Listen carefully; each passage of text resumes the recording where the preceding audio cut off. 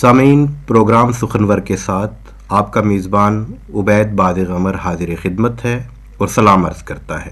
سامعین، جیسا کہ آپ جانتے ہیں کہ ہم اپنے اسٹوڈیو میں آپ کے لیے بہت اچھی پیاری علم دوست شخصیات کو مدعو کرتے ہیں، اور اس کا مقصد یہ ہوتا ہے کہ آپ ان شخصیات کے علم، تجربے اور مشاہدے سے فائدہ اٹھائیں، ان کو سنیں اور ان کی باتوں کو مشعل راہ بنائیں، اور اس کے علاوہ آپ بھی اپنے تاثرات سے ہمیں نوازتے رہیے۔ سامعین، ہمارے اسٹوڈیو میں اس وقت جو مہمان شخصیت مدعو ہے، اس کا نام ہے پروفیسر ڈاکٹر محمد وسیم انجم صاحب۔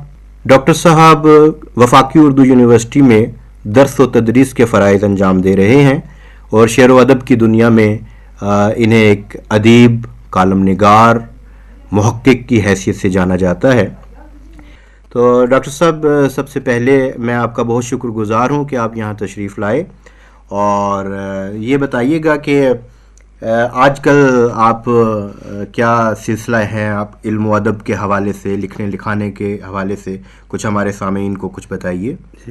آج کل تو ظاہر ہے کہ میں تدریس کے شعبہ سے وابستہ ہوں، اور پھر وہیں پہ تدریس کے جو عمل اس سے گزرتا ہوں، اور ساتھ ساتھ آج کل مشتاق قمر جو ہیں ان کی کچھ تحریروں کی تلاش میں مصروف ہوں۔ جی، مشتاق قمر کا تعلق افسانہ نگاری کی دنیا میں ان کا ایک وقت تھا کہ بڑا نام سامنے آیا، ان کے بارے میں ضرور ہمیں تھوڑا سا بتائیے گا۔ مشتاق قمر صاحب کے حوالے سے کچھ آپ نے کیا کام کیا؟ جی، مشتاق قمر میری والدہ کے کزن تھے، تو انہوں نے بلکہ 65 کی جنگ کے بعد ان کے افسانوں کا مجموعہ لو اور مٹی جو ہے وہ پبلش ہوا، تو اس میں انہوں نے جو 65 کی جنگ کے واقعات تھے، اس وقت جو سپہ سالار ان کی داستانیں تھیں، ان کو انہوں نے موضوع بنایا۔ اس کے بعد پھر ان کا افسانوں کا مجموعہ 1980 میں چھپا، ماتوب شہر کے نام سے۔ ماتوب، جی، اور اس کے بعد جب ان کی وفات ہوئی تو عراق میں ڈاکٹر وزیر آغا صاحبہ نے ان کا ایک گوشہ لگایا، تو پھر مجھے پتہ چلا کہ انہوں نے ایک ناول بھی لکھا ہوا ہے۔ تو انشائیہ میں ان کا نام تو پہلے سے ہی تھا، اور عام ہے مشتاق ان کے نشریوں کا مجموعہ جو بڑا معروف ہوا، تو پھر مجھے وہ جستجو پیدا ہوئی کہ میں ان کا جو ناول ہے وہ میں کمپائل کروں۔ پھر میں نے ان کا ناول جو ہے وہ مرتب کیا، ایک دن کا آدمی کے نام سے، ایک دن کا آدمی، اور پھر کچھ ڈرامے جو ہیں وہ میں نے ان کے کمپائل کیے جو کہ مختلف جگہوں پہ چھپے ہوئے تھے۔ تو پھر الحمدللہ مجھے اب یہ اعزاز حاصل ہے کہ جو میں نے یہ چیزیں مرتب کی تھی کتابیں، وہ ان کے اوپر ایک پنجاب یونیورسٹی سے ایک طالب علم نے ایم اے کا تھیسس لکھا ہے، تو میرے لیے بہت بڑے اعزاز کی بات ہے۔ واہ، گویا آپ یہ تعلیم کا، علم کا جو سلسلہ عمل ہے، جو یہ روشنی کا سلسلہ ہے، اس کو آگے بڑھا رہے ہیں، یہ بڑی خوش آئند بات ہے۔ اچھا، آپ یہ ذرا بتائیے گا، آپ نے ایم فل بھی کیا، پھر پی ایچ ڈی آپ نے کی، تو ایم فل کا موضوع کچھ بتائیں گے آپ؟ جی ہاں، وہ موضوع جو تھا، میں 3-4 موضوعات میں نے پیش کیے تھے یونیورسٹی میں، تو پھر جو میرا موضوع اپروو ہوا تھا وہ تھا مجلہ نیرنگ خیال میں اقبال شناسی کی روایت۔ تو وہ پھر بعد میں 2000 میں پھر اقبالیات نیرنگ خیال کے نام سے چھپ بھی گیا۔ تو اس وقت ڈاکٹر رحیم بخش جو معروف ماہر اقبالیات ہیں، وہ میرے مقالے کے نگران بھی تھے اور میرے استاد بھی تھے۔ جی، بلکہ ان سے پہلے جو علامہ اقبال اوپن یونیورسٹی کے شعبہ اقبالیات میں ڈاکٹر ریاض تھے، وہ بھی میرے اساتذہ میں شمار ہوتے ہیں، اور میری جو تیسری کتاب تھی اس کے اوپر انہوں نے ایک مختصر سا شذرہ تحریر کیا تھا، جو میرے لیے بہت بڑی بات ہے کہ انہوں نے مجھ جیسے ایک طالب علم کے لیے، اس وقت چونکہ میں طالب علم تھا، تو انہوں نے ایک چھوٹی سی تحریر مجھے لکھ کے دی۔ واہ، اور پی ایچ ڈی کے بارے میں کچھ تھوڑا سا بتا دیجیے، اس کا موضوع کیا رہا؟ جی، وہ میں یہ اس بتانے سے پہلے یہ آپ سے ذکر کروں گا کہ میں نے جب ایم فل کا آغاز کیا، تو ایم فل کے آغاز میں ہی میرا چونکہ پہلے داخلہ بی ایڈ میں ہوا تھا، تو وہ پھر اس دوران جو میرا تقریباً علامہ اقبال اوپن یونیورسٹی میں اقبالیات ڈپارٹمنٹ کا پہلا بیچ تھا، تو پھر میرا داخلہ وہ انہوں نے منسوخ کر دیا کہ چونکہ آپ بی ایڈ کر رہے ہیں تو پہلے آپ بی ایڈ کلیئر کیجیے۔ تو پھر میں نے 1 سال کے بعد تاخیر کے بعد پھر جب میں نے داخلہ لیا، تو میں علامہ اقبال اوپن یونیورسٹی کا واحد طالب علم ہوں جس نے اپنی اسائنمنٹ کو پبلش کروایا۔ میرے بعد بلکہ ڈاکٹر اقبال ہیں سرگودا یونیورسٹی کے، جو ایک رسالہ چھڑی کے نام سے بھی ایڈٹ کر رہے ہیں، تو پھر ان کی بھی اسائنمنٹ جو کتابی شکل میں نے دیکھی ہے وہ بھی آئی، اور پھر یعنی آپ نے ان کو اتنا ویلیویبل اور اہم سمجھا کہ وہ اتنی اہم اسائنمنٹس آپ نے لکھی تھیں کہ کہ وہ بالکل اس سے یعنی دوسرے احباب بھی استفادہ کر سکتے. اس حوالے سے آپ نے پھر اسے کتابی شکل جی. وہ اس لیے کہ چونکہ میرے جو اساتذہ تھے وہ ڈاکٹر احم بخش شاہین, ڈاکٹر ریاض مرحوم, جی بڑے لوگ ہیں, یہ بڑا نام ہے ان کا, امید یزدانی صاحب, تو یہ انہوں نے ایسے ایسے کمنٹس ان اسائنمنٹس پہ دیے ہوئے تھے کہ میں نے سوچا کہ ان کو میں شائع کروا دوں تاکہ آنے والے جو نئے طالب علم ہیں ان کے لیے آسانی پیدا ہو.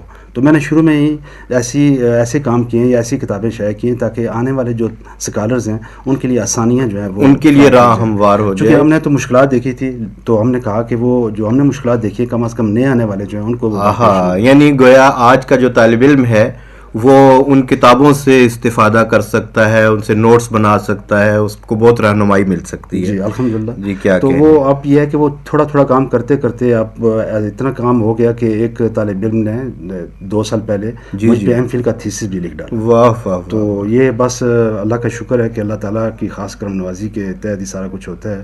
جی بے شک بے شک. تو ڈاکٹر صاحب پی ایچ ڈی کا جو مقالہ ہے اس کا عنوان کچھ آپ بتا رہے تھے. جی ہاں, وہ پی ایچ ڈی کا جو مقالہ تھا وہ تھا اقبال کی نظر میں اسلامی فقہ کی تشکیل جدید, کیا اہم موضوع ہے. تو اصل میں آج کل جو ہے اجتہاد کے بارے میں زیادہ ضرورت تھی. تو پھر جو ہے اس وقت ڈاکٹر صدیق شبلی صاحب چیئرمین تھے علامہ اقبال اوپن یونیورسٹی میں, تو وہ کہنے لگے کہ بھائی ہم یہ تو موضوع جو ہے یہ ہم کسی بڑے عالم فاضل کو دیں گے چونکہ یہ فقہ کا موضوع ہے. تو پھر میں نے انہیں بتایا کہ میں نے LLM کیا ہوا ہے اور میں نے وہاں پہ شریعہ کا سبجیکٹ پڑھا ہوا ہے. تو پھر میں نے جتنی بھی شریعہ کی کتابیں پڑھی تھی, جتنی میرے پاس کورسز تھے, وہ سارے میں نے ایڈ لائنر سے نشان زد کر کے جب ان کو پیش کیے تو کہنے لگے ٹھیک ہے آپ ایسا کریں کہ سیناپسس بنا کے لے آئیں, ہم جو باڈی ہے بورڈ آف گورنرز جو ہے وہ اس میں پیش کر دیں گے, تو وہ کونسل اگر اپروو کر دے گی تو ٹھیک ہے یہ آپ کا موضوع قبول ہو جائے گا. اور پھر دوسری شرط انہوں نے یہ لگا دی کہ ہاں یہ ہے کہ جو اس وقت انٹرنیشنل اسلامی یونیورسٹی میں اسلامی فقہ کے ڈپارٹمنٹ کے ہیڈ تھے ڈاکٹر خالد مسعود, انہوں نے اجتہاد پہ بہت کام کیا ہوا تھا اور اقبال اور اجتہاد پہ ان کی کتابیں بھی شائع ہو چکی تھی. تو پھر انہوں نے یہ شرط لگا دی کہ اگر وہ آپ کے نگران بننا قبول کریں گے تو پھر جب میں ان کے پاس پہنچا تو ڈاکٹر صاحب نے مجھے ایک اسائنمنٹ دے دی کہ بھائی آپ علامہ اقبال اور فقہ کے حوالے سے کوئی آرٹیکل لکھ کے لے آئیں. پھر میں نے تقریباً 1 مہینہ لگایا, وہ آرٹیکل لکھا. پھر جب ڈاکٹر صاحب کی خدمت میں پیش کیا تو کہنے لگا اچھا میں سمجھ گیا کہ آپ جو ہے علامہ اقبال کے نے جو کچھ بنیادی مصادر کے حوالے سے بات کی ہے آپ اس پہ اپنا پی ایچ ڈی کا تھیسس لکھنا چاہ رہے ہیں. تو پھر میں نے کہا جی سر میں اسی طرح کرنا چاہ رہا ہوں. پھر انہوں نے مجھے سرٹیفکیٹ دیا اور میں خوشی وہ سرٹیفکیٹ لے کے اور سیناپسس لے کے صدیق شبلی صاحب کے پاس پہنچا. تو انہوں نے کہا ٹھیک ہے میں رکھ لیتا ہوں. پھر ڈپارٹمنٹ کی میٹنگ ہوئی تو اس میں ڈاکٹر رفیع الدین ہاشمی صاحب آئے اور سلطانہ بخش صاحبہ تھی, پھر ڈاکٹر صدیق شبلی صاحب تھے, ڈاکٹر صابر کلوروی صاحب تھے. تو انہوں نے میرا موضوع بہت پسند کیا. انہوں نے کہا کہ جی اس موضوع کی اس وقت بہت ضرورت ہے, اور اس سے پہلے جو ہے وہ فقہ کے حوالے سے کوئی شاید ایک مقالہ جو ہے وہ پنجاب یونیورسٹی میں ڈاکٹر سید عبداللہ صاحب نے وہاں پہ پڑھا تھا جو ان کی کتاب میں بھی شامل ہے. جی جی. تو اس کے علاوہ کوئی فقہ کے حوالے سے کوئی خاص کام نہیں ہوا تھا جو اقبال کے تناظر میں دیکھا جاتا. تو پھر یہ اس طریقے سے میرا جو ایک انفرادی موضوع تھا اور اس کے لیے مجھے خاصی محنت بھی کرنی پڑی.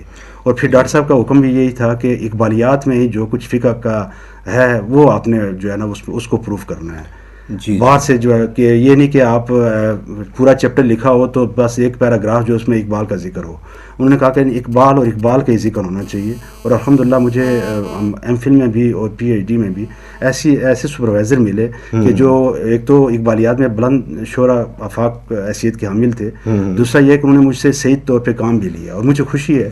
اس وقت تو شاید مجھے یہ محسوس نہیں ہو رہا تھا کہ میں سمجھ رہا تھا کہ شاید میں اب یہ کام نہیں کر پاؤں گا. ان کی سختی میرے کام آئی اور ایک اچھا مقالے جو ہے نا وہ میرے سامنے آ گئے. اور اقبالیات نہرنگ خیال تو 2000 میں چھپ بھی گیا تھا, لیکن ابھی تک میرا پی ایچ ڈی کا مقالہ شائع نہیں ہوا ہے. انشاءاللہ جب شائع ہوگا تو بہت سارے لوگ جو اس سے استفادہ کریں گے. اچھا ڈاکٹر صاحب آپ کے جو تصنیفات ہیں اس کی تعداد کتنی ہوگی ابھی تک جو آپ نے کام کیا؟ اندازاً کتنی بکس آپ نے؟ باسق بھائی یہ کام تو میں نے بتایا کہ تھوڑا تھوڑا کرتے اتنا زیادہ کام ہو گیا ہے کہ اب میرے میں 12 کتابیں جو ہیں وہ میری ریسرچ پر مبنی ہیں اور پھر اتنی جو ہے وہ میں نے کمپائل کی ہیں. اور جیسا کہ میں نے آپ کو کہا کہ جو میری کمپائل کردہ کتابیں ہیں وہ بھی ایسی ویسی نہیں ہیں. اچھا اس میں سے ایک اہم کتاب اور بھی ہے اقبال کا ذہنی اور فنی ارتقاء, اور اس کے علاوہ اقبالیاتی تحقیق کی ہم نے بڑی شہرت سن رکھی ہے. تو تحقیق کو بھی آپ ساتھ لے کر چل رہے ہیں, آپ نے ظاہر تحقیقی مقالے بھی لکھے, اور پھر اب جو ہم دیکھتے ہیں ایک اور آپ نے رحیم بخش شاہین صاحب کی کلیات چھاپی شہر جمال کے نام سے, اور اس کے علاوہ جو آپ کی شخصی جہت ہے وہ کالم نگاری بھی ہے. غالباً آپ نے نوائے وقت میں بھی ہم نے آپ کے کالم پڑھے ہیں. جی جی. تو یہ ذرا بتائیے کہ یہ اتنے ثقیل مشکل موضوعات پر آپ باقاعدگی سے لکھ رہے ہیں اور پھر کالم نگاری بھی اور پھر اور بھی بہت سے کام, تو اس کا یہ سارا کام آپ کس طرح مینیج کر لیتے ہیں اتنی تیز رفتار زندگی میں؟ کچھ اس بارے میں بتائیں گے. تو ایک ہی وقت میں جو ہے کافی سارے جی سوالات جو ہے وہ اٹھا دیے. تو پہلی بات جو ابھی اقبال کا ذہنی فن ارتقاء کے بتائی آپ نے, وہ پہلی کتاب تھی میری. تو وہ جیسا کہ میں نے ذکر کیا کہ یہ ان کتابوں میں سے تھی جو کہ میرے اسائنمنٹس پر مبنی تھی. تو وہ پھر جو ہے وہ اس کی جب میں نے اس کو شائع کیا تو چونکہ اس کے اوپر جو ریمارکس دیے گئے تھے میرے ٹیوٹر صاحبان نے, وہ میرے لیے بہت قابل ستائش تھے. تو پھر جب وہ کتاب چھپی تو مارکیٹ میں آئی تو اس کو بہت سارے اقبال شناسوں نے بڑے اچھے نظر سے دیکھا اور پھر اس کے حوالے بھی کوٹ کیے. پھر جیسا آپ بتا رہے ہیں کہ ڈاکٹر احمد شاہین صاحب جو ہیں ان کے جو کلیات تھی وہ میں نے شائع کی. اصل میں ڈاکٹر احمد شاہین جو ہیں وہ میرے چونکہ استاد تھے, تو وہ ان کی وفات کے بعد مجھے ڈاکٹر رفیع الدین ہاشمی صاحب نے اس طرف راغب کیا کہ میں ان کے اوپر جو مضامین مختلف اخبارات اور رسائل میں چھپے ہیں یا نئے مضامین کے ساتھ جو ہے ان کو میں کتابی شکل میں وہ شائع کروں بیاد رحیم بخش شاہین. تو جب میں نے وہ مضامین اکٹھے کیے تو پھر میری نظر جو ہے ان کی شعری کلیات جو ان کی قلمی بیاض تھی اس پہ بھی پڑی. تو پھر میں نے سوچا کہ کیوں نہ پہلے ان کا جو شعری مجموعہ ہے وہ میں شائع کروا دوں.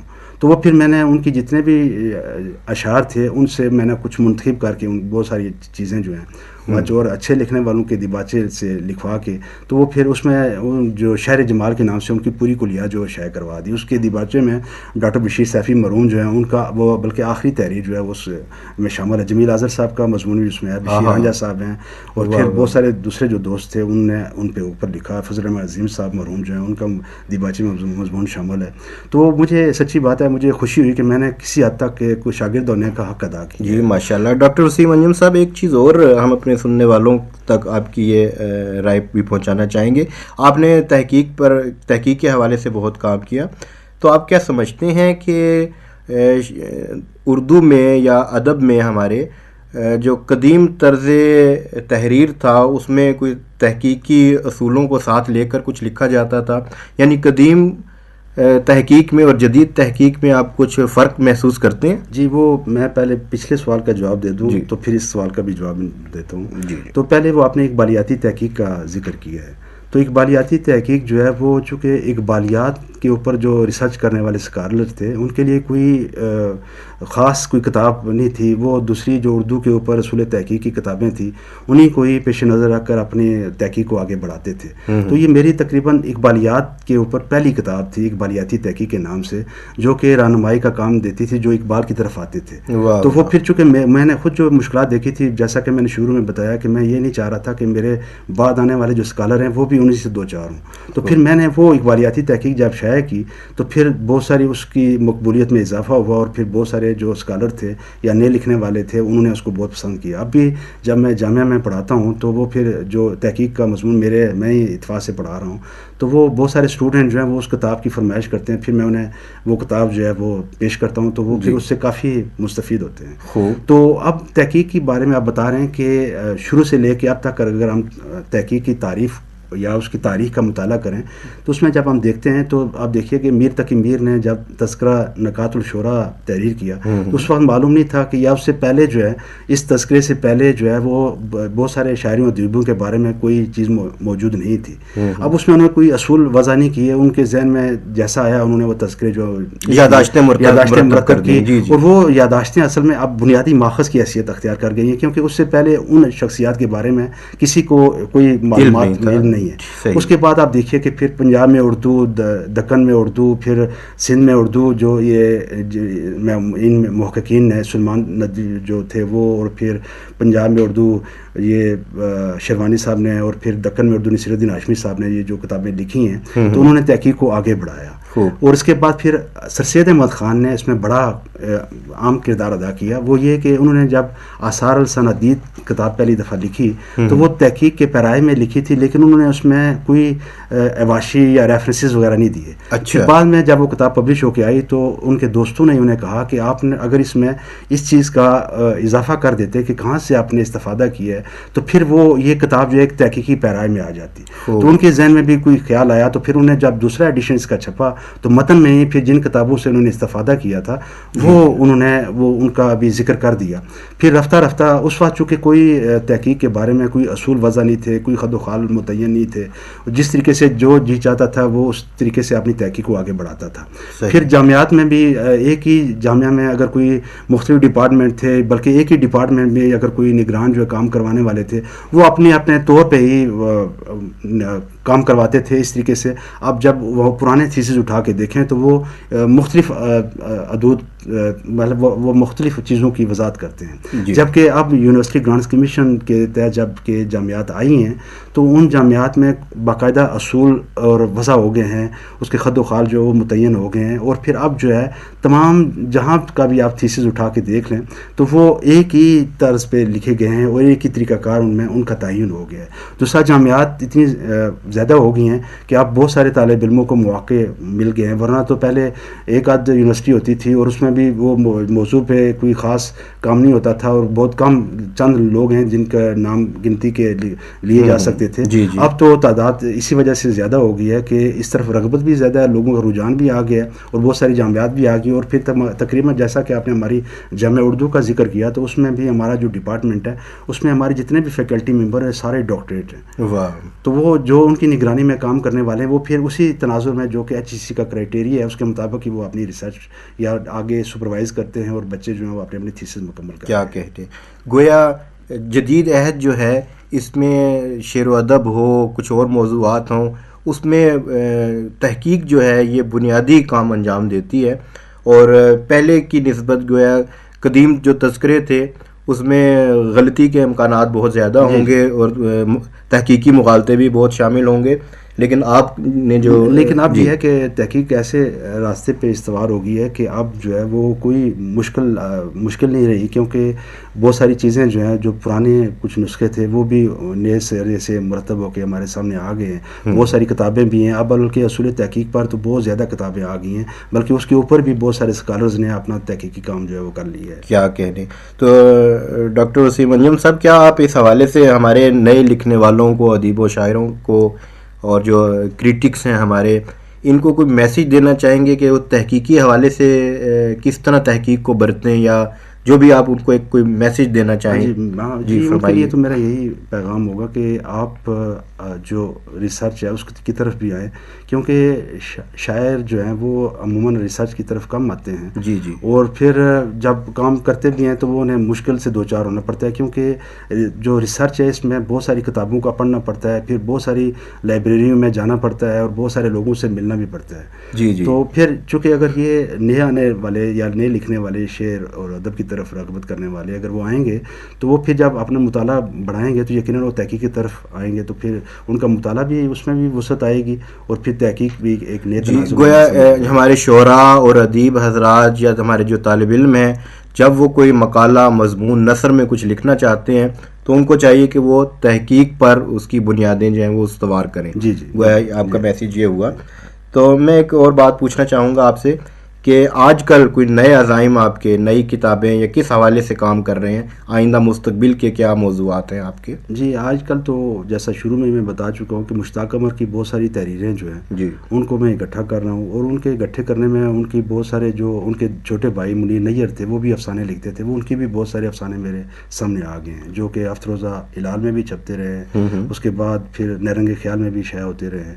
تو وہ اچھا خاصا ایک سرمایہ جو میرے خاندان سے ہی وابستہ ہے وہ میرے سامنے آ گیا، اور میں چاہ رہا ہوں کہ ایک کتابی شکل میں مشتاق قمر کا کام جو الگ سے شائع کروا دوں اور ان کا جو ہے کام الگ سے جو ہے منظر عام پہ. کیا کہنے. گویا ہمارے یہ اس خطے میں، خطہ راولپنڈی میں بہت سے ادیب، بڑے نابغہ روزگار شخصیات یہاں گزری ہیں. مشتاق قمر صاحب ان میں سے ایک ہیں. تو آپ نے یہاں کے ماحول کو بھی دیکھا، یہاں کے راولپنڈی کے دبستان کو بھی ویسے بھی دیکھا آپ نے، اور تحقیقانہ نظر بھی اس پر ڈالی تو یہاں راولپنڈی کی ادبی سرگرمیاں، ماحول اور یہاں کی جو شخصیات ہیں، اس حوالے سے کچھ آپ کہنا چاہیں گے؟ دبستان راولپنڈی کے حوالے سے کوئی بات کرنا چاہیں گے؟ میں تو کسی گروپ میں شامل ہونے کا متمل نہیں ہوں، میں شامل ہونا چاہتا ہوں. تو یہاں پہ بھی اب خیر پہلے تو اتنی بزمیں نہیں تھی، اب تو ان میں بھی اضافہ ہو گیا ہے. اور پھر وہ آئے دن جو ہے مشاعرے بھی ہوتے ہیں، اور پھر اس طریقے سے شاعر اور ادیب جو ہیں وہ اس میں شامل ہو کر اپنی اپنی تخلیقات جو پیش کرتے ہیں. تو یہ اچھی ایک روش ہے، میرے خیال میں اس میں اب اضافہ ہوتا جا رہا ہے، اور یہ اچھی بات ہے کہ ہر کوئی جو ہے وہ اپنے مقابلے کے طور پر اپنا اپنا کام جاری رکھے ہوئے. جی بہت شکریہ ڈاکٹر وسیم انجم صاحب. اس پروگرام کے ریکارڈنگ انجینئر ہیں محمد آزاد خان. اس پروگرام کی پروڈیوسر ہیں فرحانہ برلاس. اس کے ساتھ ہی اپنے میزبان عبید بازی قمر کو اجازت دیجیے. خدا حافظ.